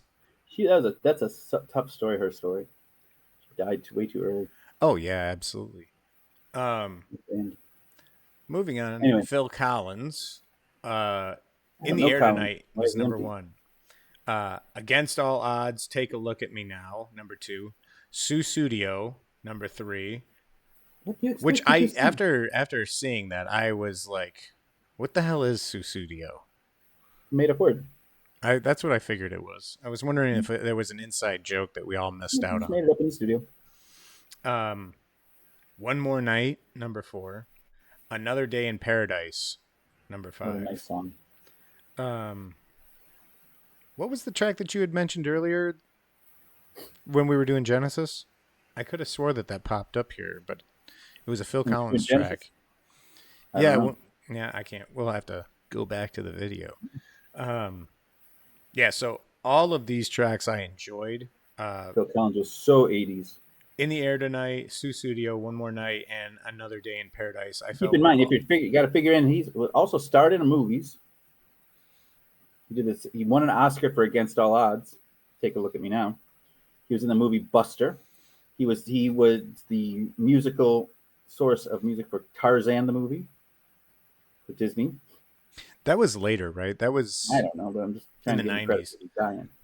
I wasn't even aware of the movie Against All Odds. No, that didn't that win the Oscar? I believe it did. I Against mean, All Odds. I Take a look at didn't me now. know You, that it. you said take a look at me now. I think is that what you called it. Yeah, take a look at. Oh, yeah, it was Against All Odds, and then it's Is that is that the the parenthetical title? The parentheses is Take a Look at Me Now, Great like song. because that's the chorus that everyone would know it by. Um, I had no idea that Against All Odds was a film. That was my point. I've never seen it, never heard of it. Didn't even know that it was Oscar worthy. I'll have to check that Yeah, out. well, the song won the Oscar for best song. Oh, so but he was acting in it as well. No, he acted in a movie called Buster. Buster. I think he was in other movies too, but that was a big one that he was in. He did the music and was acting in Buster. Hmm. And the song from that one it was a cover of a '60s tune. I want to say I don't remember what it was though. If only we could go back in time and create a film where he paired off with um shit. I'm not gonna remember his name now. He is Michael Stipe of REM. no longer alive. Yul He Brenner. wait, Haskins, Bob Haskins. Oh yeah, they kind of look like Blue Yeah, Velvet. they could be brothers Not in Blue, a not film. Blue Velvet. What's And the if other they movie? Blue what? Blue Midnight? Blue something. and if Haskins was to use his Hoskins. normal Yeah, oh, Hoskins, Bob Hoskins, mhm. if he was to use his normal British speaking voice, I think it would come off pretty well. Yeah. Hide me, please, Eddie. So yeah, where we're at here, I think I am ready for my vote. Are you ready? Okay, I am ready. I am ready because we are ready to vote. I'm looking up the Buster soundtrack though because I want to know what that tune was because I cannot remember what the song was called. Holy shit, that's really small. You can see I'm getting old. Okay, we're ready. All right. 3, 2, 1. Journey. Phil Collins. Okay. What'd you say? I said Journey. So Okay, we get let's to go go to to the wheel go on to the this one. Mets. This was a tough one too. This is right down the Yeah. middle. Yeah. And Phil Collins gets to go on to the next round. I agree. Okay, very good. Now we're on to the third round. Set We as the keep pushing winner. through. Save changes. We are pushing through I on to the love it. third round. So third round we have. Do you have this brought up for you on your device? I have it on paper over here. It's going to be Prince versus Bowie. Prince versus REM. Oh, I have Prince versus Bowie on my list. What do you have? I have That Prince versus was Bowie. someone got ahead of themselves. No, I think you made a mistake. You spelled Bowie wrong. You spelled it with an R It and an E might and an be a M. mistake, and You hopefully spelled it somebody wrong. else.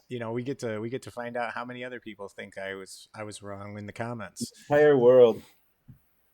But then, Um, we fucked over Michael Jackson to get Prince ahead. So I mean, this part of the bracket is just all kinds of bloody.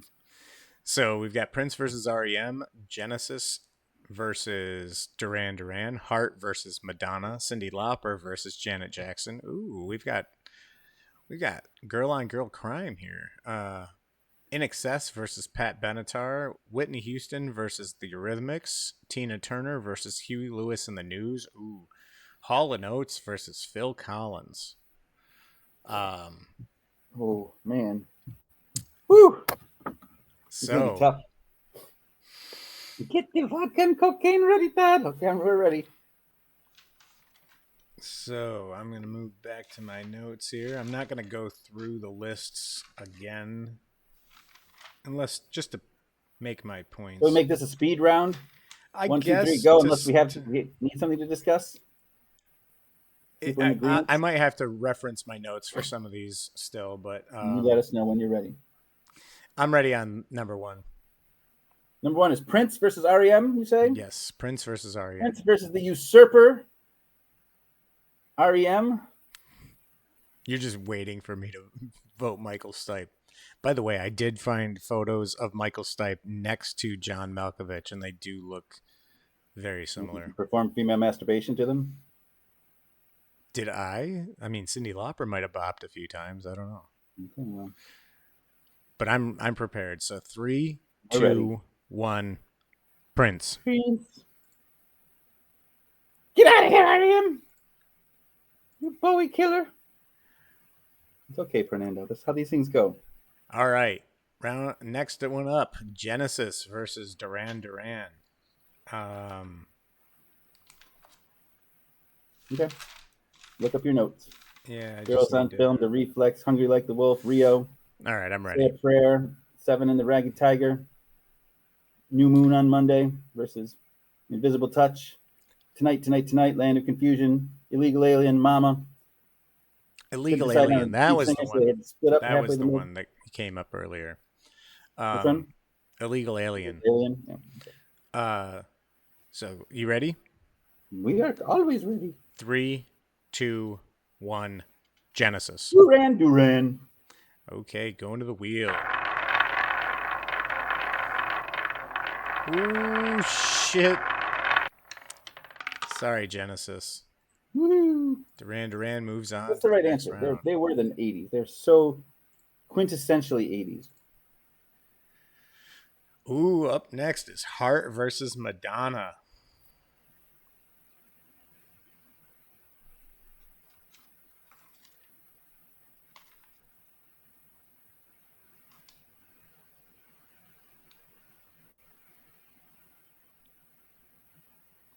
We like virgins who were touched for the very first time. We like No, it's like a virgin. Not we like virgins. Oh, it is?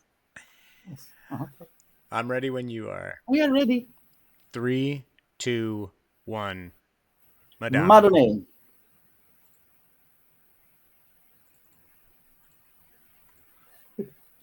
All right, next up, Cyndi Lauper versus Janet Jackson. Ooh. Shit Bop versus The Pleasure Principle, both songs about female masturbation? How can we decide? It's interesting, I find, that you know so much about the songs being about female masturbation. It's also... Well, I am a pussy. It's also interesting to me that there were so many female artists that were singing about that back in the 1980s. What do you think most rock and roll songs are about?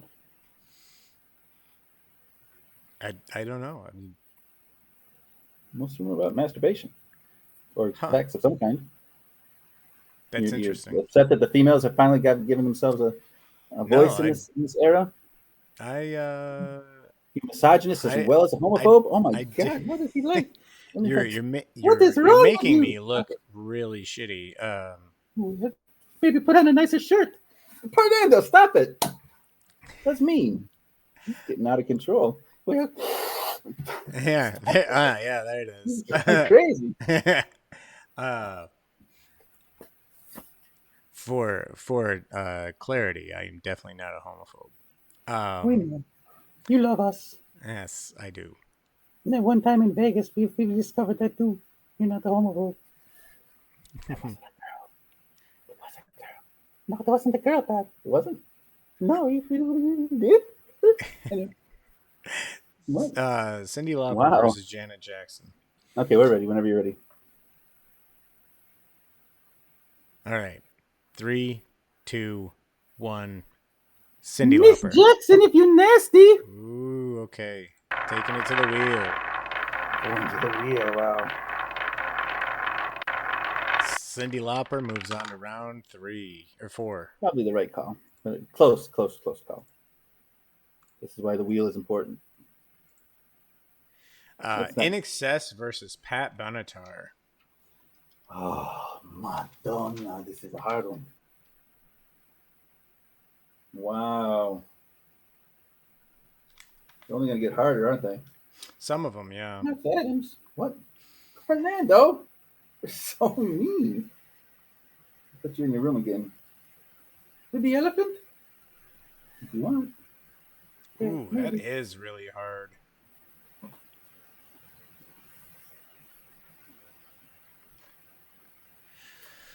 I think I'm Okay, we ready. think we have an answer. You have an I think answer? yes, I have an answer. Okay. 3, 2, 1. Pat Pat Benatar. Benatar. All right. We went with Pat because, Michael Hutchins quit during the 80s. Whitney Houston versus the Eurythmics.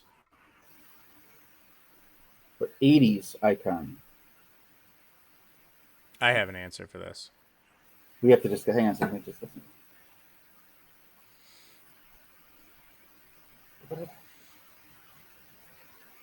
Okay, we have an answer. All right. 3, 2, 1. Whitney Houston. Eurythmics. Ooh, to the wheel we go.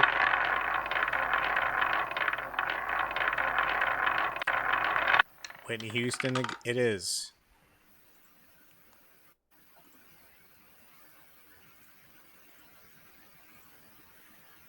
Next up, oof, this one's gonna be tough. Tina Turner versus Huey Lewis and the News.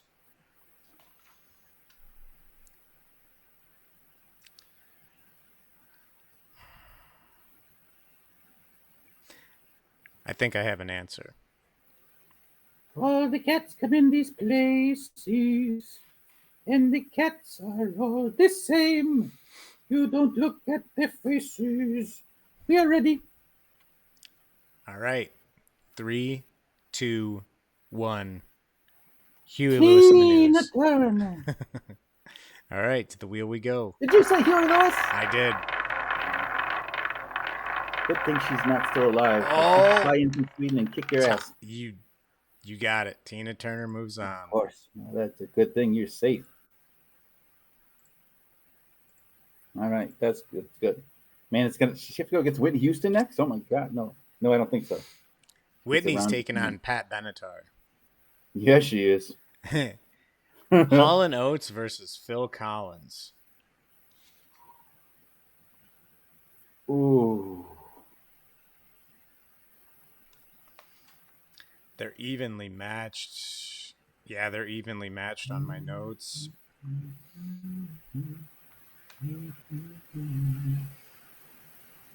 What do you think, Fernando? Okay. You have an answer.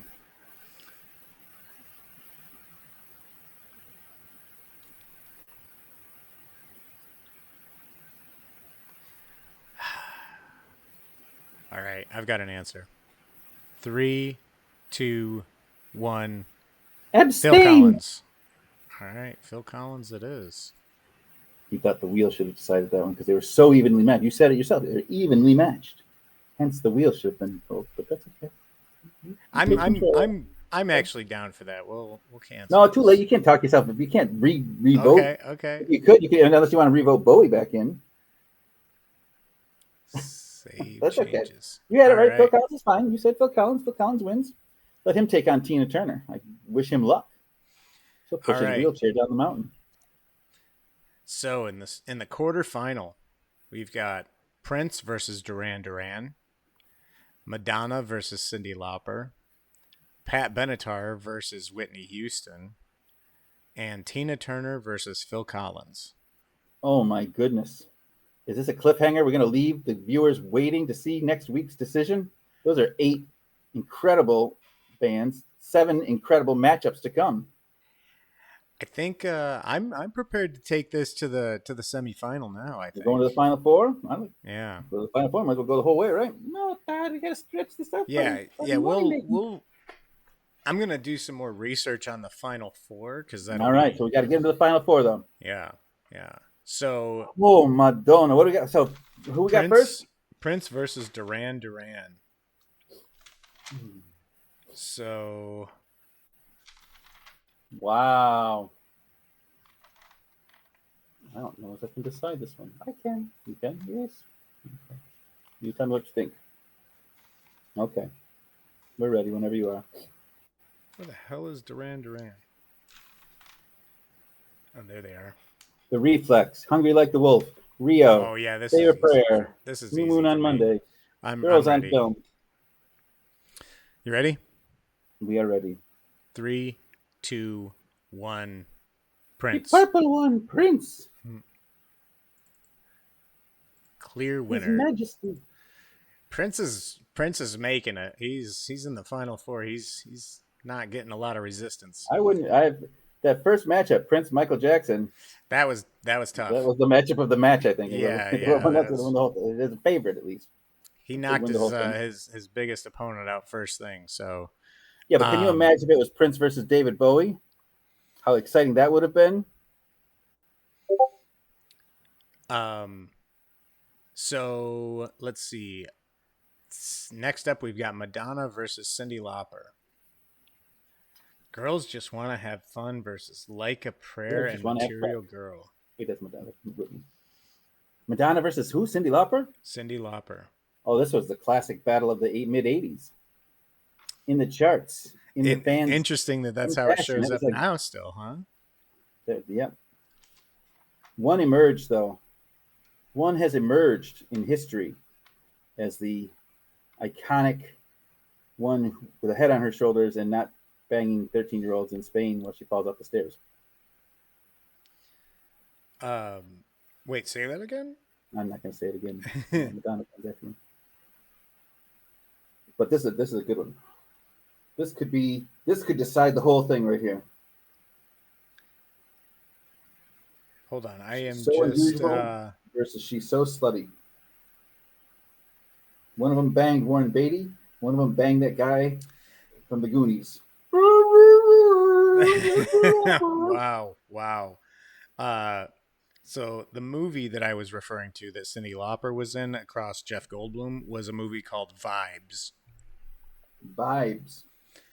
And she was a medium, and actually it had Julian. Jeff Goldblum was a large because he's very tall. Maybe even an extra large. Oh, nice. And it actually had Peter Falk in the film as well, and Julian Sands. You say Columbia? Stop it! Oh my God, Steve Buscemi was in this film. Wow. And a guy named Googie. That should decide it all. There's an actor named Googie Gress.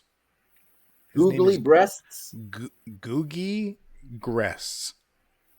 Okay. What is it? What is that apropos to? Oh, I actually know who this dude is. And yeah, you do. Oh my God, he's only 67? Dollars? Wow. No, he's only 67 years old. He was okay. he was kind of well known in the 80s. You would know him if you saw him. Sure. But would he buy me dinner? Would he buy you dinner? Yeah. If you play your cards right. I think that might be a possibility. Right. Yes you do. So I am ready. Are you ready? We're ready. All right. I forgot what the choice was. Madonna versus Cyndi Lauper. Okay, we're ready. 3, 2, 1. Madonna. Sean Penn's ex-wife, Madonna. God, I forgot about that. What'd you say? Madonna. Okay, good.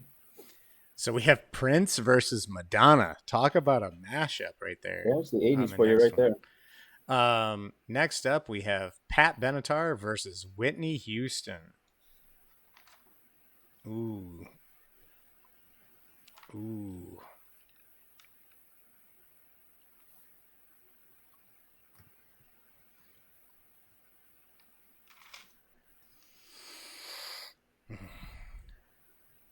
Okay, I'm ready.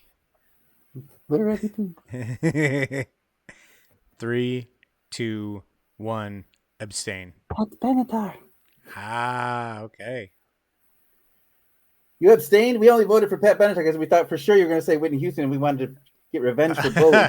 No, you can't change your vote now. We're fine. We're happy with Pat Benatar, but that's why we voted for her. We thought for sure you would say Whitney Houston.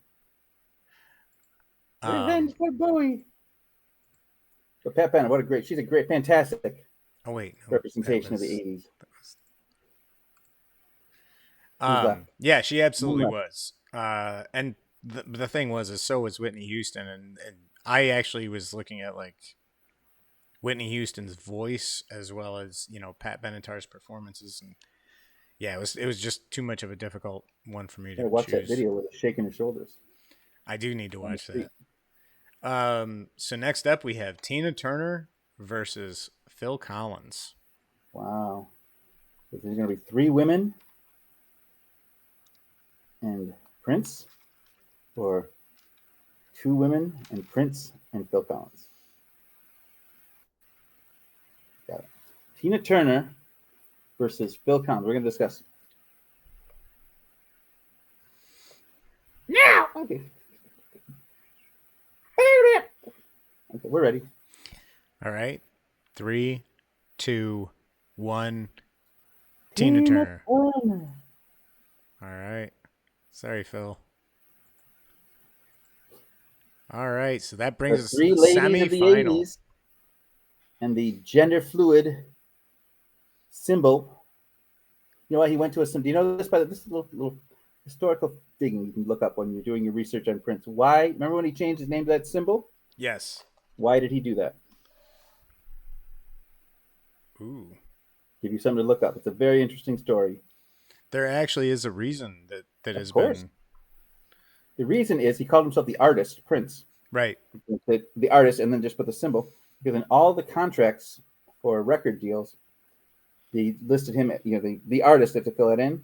Right. Every time he was Prince, the record companies owned his songs. So they owned the name Prince.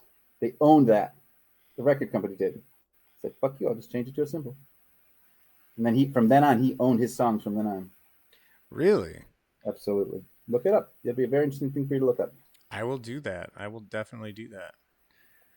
So, this has been a fantastic round. We've made some real progress on this one, and it's going to be a spicy matchup going forward. It's got to be a death match. Yeah. Whoa. We got Prince, Madonna, Pat Benatar, and Tina Turner. Mm-hmm. Who do you like in a fight between those 4? Physical fight? Physical fight. Knockdown, drag out, cage match. I'm not super in their familiar 80s with. prime. Let's put them in their 80s prime. So I'm not super familiar with Pat Benatar and her stature. I'm going Tina Turner for across the board. Win. I think Madonna would bring like a shiv or something and she would win. But that's just my personal opinion. It'd be a great matchup. Those 4 fighting, I'd watch that. I'd pay for that. Let's ask the viewers. Viewers, now that we're down to our final 4, if you're still watching, again, what the fuck are you still doing here? So thank you. Like and subscribe. Of those 4, who do you like in a fight? Fist fight, no weapons, drag out, death, till death do they part. Those 4, who do you like? Who's walking out of that cage alone? There you go. I do think it would really come down to Tina Turner and Madonna, though. Well, because she was in that Mad Max movie, she probably learned a few things. This is a potentiality. And Prince is wild. He's tiny. He'll sneak in and out of him. He is tiny, and he carries that guitar with him everywhere he goes. He's slick. He's always slick, I heard. He has natural slickness to him. He's slippery. All right. Yeah, this has been fun. Like I said, I'm going to do some deep digging on Prince, Madonna, Pat Benatar, and Tina Turner. Maybe get some biography stuff. I don't know. We'll see what I can dig up. And yeah, we'll be back next week with our final 4. The finals. And we get to go ahead with that. So, please, again, load the comments with how wrong he was about REM. Please. Yeah, I would love to know how wrong I have been. So because you didn't get any sleep. You didn't get any REM, any REM sleep. That's probably why you just so wanted it so bad. That is. Either that or you're hot for Michael Stipe. You keep bringing him up. Actually, it was you bringing up Michael Stipe. I was one of the ugliest men in all of rock. Well, like I And you said, defended him quickly. He did defend him quickly, didn't well, he? He did. I didn't defend him. I said that if you Jump were to his calling defense. him I ugly, heard then you did so. you were calling Leave John your room. Malkovich Okay, I ugly, see you later. and I didn't say that John Malkovich was a handsome No, man. I did. John Malkovich was very handsome. He looks Well, nothing like Michael Stipe. there was John Malkovich definitely had a better complexion than Michael Stipe. Let's just put it that way. Okay, let's leave it Yeah, at that. yeah, he Shall yeah, we end this thing? yeah. Let's do Have a that. great week, my friend. I will. You do the same. Have a wonderful night. I always do. Yes, you do. All right. Thanks everybody for tuning in. Like and subscribe if you enjoy our little shindig here, and we will see you on the next go where we figure out who's taking the cake for the 1980s best artist. Without further ado, love you all. Have a great week. See you next time.